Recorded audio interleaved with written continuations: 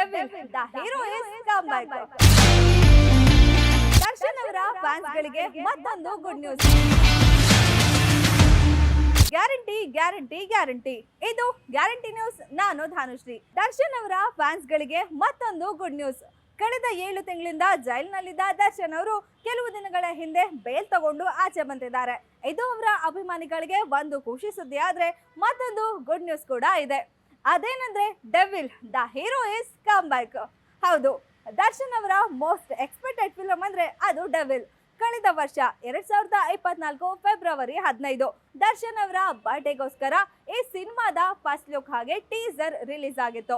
ಇದಕ್ಕೆ ದರ್ಶನ್ ಅವರ ಅಭಿಮಾನಿಗಳಿಂದ ಹಾಗೆ ಜನರಿಂದ ಕೂಡ ಬಹಳ ಮೆಚ್ಚುಗೆ ಸಿಕ್ಕಿತ್ತು. ಒಂದು ಟ್ರೆಂಡ್ ಅನ್ನ ಕೂಡ ಸೆಟ್ ಮಾಡಿತ್ತು.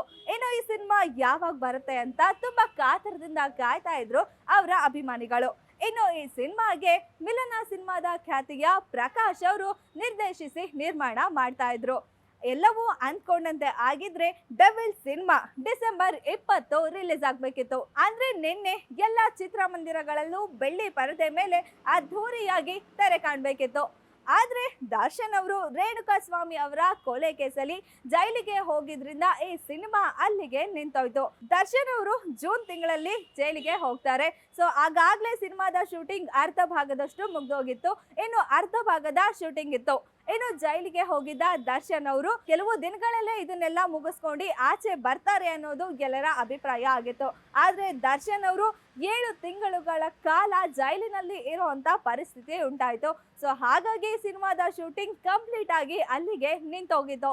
ಇನ್ನು ಈಗಾಗ್ಲೇ ಒಂದು ಶೆಡ್ಯೂಲ್ ಮುಗಿಸಿರೋ ಚಿತ್ರತಂಡ ದರ್ಶನ್ ಅವರು ಯಾವಾಗ ಜೈಲಿಂದ ಆಚೆ ಬರ್ತಾರೆ, ಯಾವಾಗ ಶೂಟಿಂಗ್ ಅನ್ನ ಶುರು ಮಾಡ್ತೀವಿ, ಈ ಸಿನಿಮಾ ಕಂಪ್ಲೀಟ್ ಆಗುತ್ತೋ ಇಲ್ವೋ ಅನ್ನೋ ಅನುಮಾನದಿಂದಲೇ ಇದ್ರು. ಇನ್ನು ದರ್ಶನ್ ಅವರ ಅಭಿಮಾನಿಗಳು ಕೂಡ ದರ್ಶನ್ ಅವರು ಯಾವಾಗ ಜೈಲಿಂದ ಆಚೆ ಬರ್ತಾರೆ, ಮತ್ತೆ ಅವರು ಸಿನಿಮಾ ಮಾಡ್ತಾರೋ ಇಲ್ವೋ ಅನ್ನೋ ಅನುಮಾನಗಳು ಕೂಡ ಇತ್ತು. ಈಗ ಆ ಎಲ್ಲ ಅನುಮಾನಗಳಿಗೆ ತೆರೆ ಬಿದ್ದಿದೆ. ದರ್ಶನ್ ಅವರು ಜೈಲಿಂದ ರಿಲೀಸ್ ಆಗೋ ಆಯ್ತು. ಅವರು ಮೈಸೂರಿಗೆ ಹೋಗೋ ಆಗಿಲ್ಲ ಅಂತ ಇತ್ತು. ಈಗ ಮೈಸೂರಿಗೆ ಹೋಗಿ ಅವರ ತಾಯಿಯನ್ನ ಭೇಟಿ ಮಾಡಿ ಅವರ ತಾಯಿ ಆಶೀರ್ವಾದ ಕೂಡ ಪಡ್ಕೊಂಡು ಬಂದಿದ್ದಾರೆ. ಇನ್ನು ಸಿನಿಮಾ ಮಾಡೋದು, ಬಣ್ಣ ಹಚ್ಚೋದು ಅಷ್ಟೇ ಬಾಕಿ ಅಂತ ಅವರ ಅಭಿಮಾನಿಗಳು ಹೇಳ್ತಾ ಇದ್ದಾರೆ.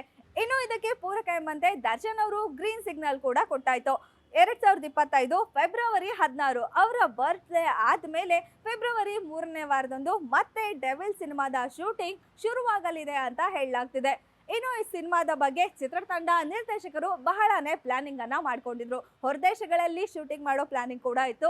ಈ ಸಿನಿಮಾವನ್ನ ಬಹಳ ದೊಡ್ಡ ಮಟ್ಟದಲ್ಲಿ ಮಾಡುವಂತ ತಯಾರಿ ಕೂಡ ನಡೆದಿತ್ತು. ಆದ್ರೆ ಈಗ ದರ್ಶನ್ ಅವರು ಕೊಲೆ ಕೇಸಲ್ಲಿ ಜೈಲಿಗೆ ಹೋಗಿ ಬೇಲ್ ತಗೊಂಡು ಆಚೆ ಬಂದಿರೋದ್ರಿಂದ ಅವರಿಗೆ ಕೆಲವು ನಿಯಮಗಳು ಕೂಡ ಇದೆ. ಅವರು ಹೊರ ದೇಶಕ್ಕೆಲ್ಲ ಹೋಗೋ ಹಾಗಿಲ್ಲ ಅನ್ನೋದು ಇದೆ. ಹಾಗಾಗಿ ಹೊರ ದೇಶದ ಶೂಟಿಂಗ್ ಅನ್ನ ಕ್ಯಾನ್ಸಲ್ ಮಾಡಿ ಇಲ್ಲಿನ ಸ್ಥಳಗಳಲ್ಲೇ ಶೂಟಿಂಗ್ ಮಾಡೋದಾಗ್ಲಿ, ವಿಶೇಷ ಸೆಟ್ ಗಳನ್ನ ಹಾಕಿ ಶೂಟಿಂಗ್ ಮಾಡೋ ರೀತಿಯಲ್ಲಿ ಪ್ಲಾನಿಂಗ್ ಕೂಡ ಮಾಡ್ಕೊಂಡಿದ್ದಾರೆ.